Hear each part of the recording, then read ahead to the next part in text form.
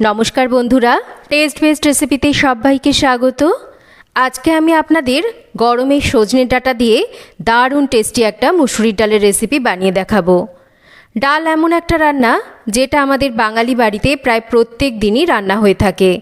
তবে এই গরমকালে এইভাবে সজনে ডাঁটা দিয়ে মুসুরির ডাল খেতে কিন্তু খুবই ভালো লাগে, আর এটা খুব স্বাস্থ্যকরও।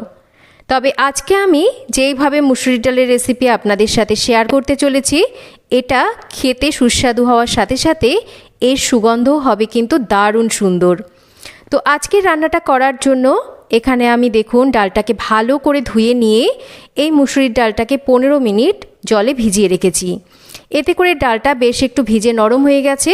এতে করে ডালটা আমাদের খুব তাড়াতাড়ি সেদ্ধ হয়ে যাবে। এবার ডালটাকে সেদ্ধ করতে বসিয়ে দেব। 4-5 মিনিট অপেক্ষা করার পর জলের ওপর এই রকম সাদা ফেনা ভাসতে শুরু করেছে। এবার এই ফেনাটাকে যতটা সম্ভব তুলে ফেলে দেব। এটা কিন্তু ডালের ময়লা, এটাকে অবশ্যই ফেলে দিতে হবে।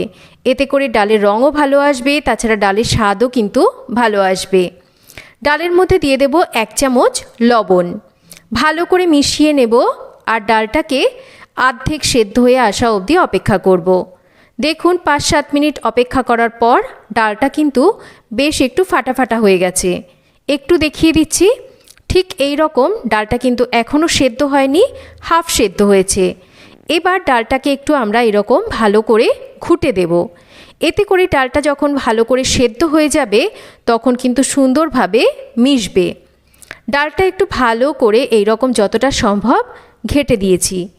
এবার ডালে দেওয়ার জন্য এখানে আমি কেটে নিয়েছি সজনের ডাঁটা।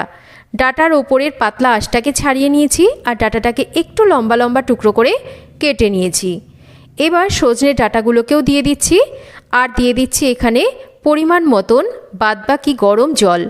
প্রথমেই যদি আমরা ডাল সেদ্ধর জন্য একবারে বেশি পরিমাণ জল দিয়ে দিতাম তাহলে কিন্তু ডালটা ঠিকঠাক সেদ্ধ হতো না, আর ডালটা সেদ্ধ হতেও অনেকটা সময় বেশি নিয়ে নিত। তাই ডালটা যখন হাফ সেদ্ধ হবে ডাঁটাগুলোকে দিয়ে বাদবাকি জলটা আমাদের দিতে হবে। এবার ডালটা পুরোপুরি সেদ্ধ হয়ে আসা অবধি অপেক্ষা করেছি। ডাল আর সজনের ডাঁটা দুটোই সুন্দরভাবে সেদ্ধ হয়ে গেছে। এর থেকে বেশি কিন্তু মুসুরির ডাল সেদ্ধ করব না বা গলিয়ে ফেলবো না। এবার ডালটাকে আমরা ফোড়ন দেব।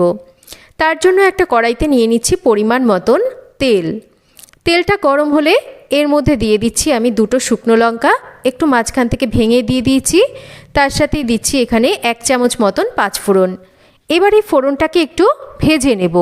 তবে পাঁচফোড়ন খুব বেশি পুড়িয়ে কালো করে ফেলবো না, তাতে করে পাঁচফোড়নের স্বাদ সুগন্ধ দুটোই নষ্ট হয়ে যাবে। ফোড়নটা হালকা ভাজা হয়ে গেলে দিয়ে দিচ্ছি 4-5টা চিড়ে নেওয়া কাঁচা লঙ্কা আর 1 চামচ মতন মিহি করে কুচিয়ে নেওয়া আদা। এবারে আদা কাঁচা লঙ্কাকেও ফোড়নের সাথে লো ফ্লেমে রেখে একটু হালকা করে ভেজে নেব। খেয়াল রাখবেন কাঁচা লঙ্কা, আদা, ফোড়ন কোনোটাই যাতে পুড়ে কালো না হয়ে যায়। এটাও হালকা করে ভেজে নেওয়ার পর দিয়ে দিচ্ছি আমি কিছুটা পেঁয়াজ কুচি। পেঁয়াজ কুচিটাকেও একটু সোনালি রং ধরে আসা অবধি ভেজে নেব। মোটামুটি আমাদের এই ফোড়নটাকে কিন্তু একটু লো ফ্লেমে রেখে সময় ধরে ভাজতে হবে। হাই ফ্লেমে করতে গেলে ফোড়নগুলো পুড়ে কালচে হয়ে যাবে, সেক্ষেত্রে সুগন্ধও ভালো আসবে না, ডালের স্বাদও কিন্তু ভালো আসবে না।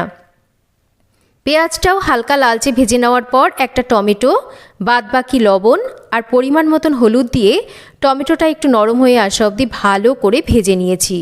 দেখুন ফোড়নটা সুন্দরভাবে ভেজে নেওয়া হয়ে গেছে, টমেটোটা বেশ নরম হয়ে গেছে। এবার সেদ্ধ করে নেওয়া ডালটাকে ঢেলে দেব। এই পর্যায়ে আমরা স্বাদ মতন একটু মিষ্টি দিয়ে দেব স্বাদটাকে ব্যালেন্স করার জন্য। গ্যাসের ফ্লেমটাকে এখন মিডিয়াম টু হাইতে করে দেব। একটু ভালো করে নাড়াচাড়া করে মিশিয়ে নিচ্ছি। আমি ডালটাকে বেশ একটু গাঢ় রাখছি। আপনারা নিজেদের পছন্দ মতন ডালটাকে কিন্তু যদি একটু পাতলা রাখতে চান একটু অবশ্যই করে গরম জল এখানে ব্যবহার করবেন, তাতে করে ডালের স্বাদটা কিন্তু নষ্ট হবে না। এবার ডালটাকে আমি 4-5 মিনিট ভালো করে ফুটিয়ে নিয়েছি। নামানোর আগে দিয়ে দিচ্ছি এখানে বেশ খানিকটা ধনেপাতা কুচি।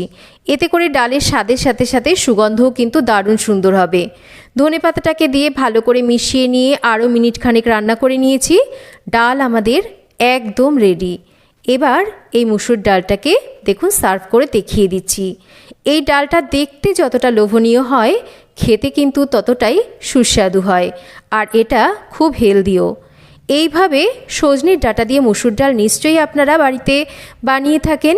তবে আজকে আমি আপনাদের সাথে যেইভাবে রেসিপিটা শেয়ার করেছি, এইভাবে একবার আপনারা অবশ্যই বাড়িতে ট্রাই করে দেখতে পারেন।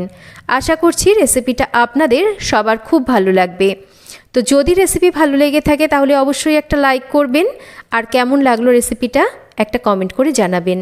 আর যদি চ্যানেল সাবস্ক্রাইব করা না থাকে তাহলে অবশ্যই চ্যানেলটাকে সাবস্ক্রাইব করবেন। সবাই ভালো থাকবেন, আবার ফিরে আসব নতুন কোনো রেসিপি নিয়ে। আর যারা কখনো এইভাবে সজনের ডাঁটা দিয়ে মুসুর ডাল রান্না করে খাননি, মানে আমি বলতে চাইছি যারা বিগিনার্স, তারা অবশ্যই এই পদ্ধতিতে এইভাবে বানিয়ে দেখতে পারে। আশা করছি তারাও খুব সহজে এইভাবে মুসুর ডাল সজনের ডাঁটা দিয়ে রান্না করে খেতে পারবে। তো আজকের মতো এই পর্যন্তই, আবার ফিরে আসবো নতুন কোনো রেসিপি নিয়ে অন্য কোনো দিন। ততক্ষণ সবাই ভালো থাকবেন, সুস্থ থাকবেন।